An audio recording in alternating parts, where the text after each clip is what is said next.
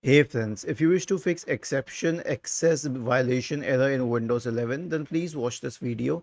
I will guide you through the resolutions. Now, the first one is to simply run the program as an administrator. So to run any program as an administrator, right click on that program and select run as administrator.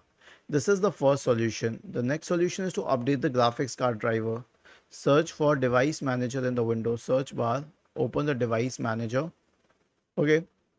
Expand the list for display adapters. Right click on the first one, update driver, and update the drivers here.